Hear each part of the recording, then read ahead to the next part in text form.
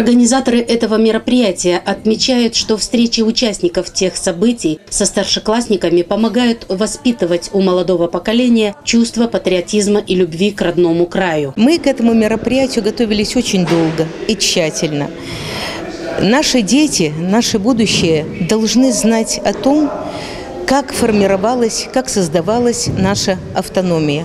Действительно, были годы очень сложные, полные испытаний, трудностей.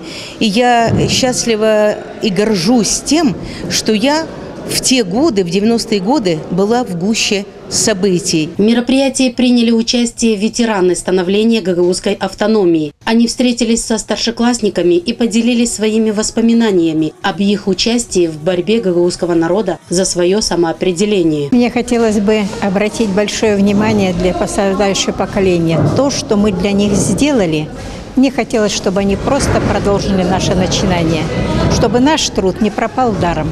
Ведь именно при нашем условиях, при тех тяжелых, мы открыли им университет, где они продолжают учиться.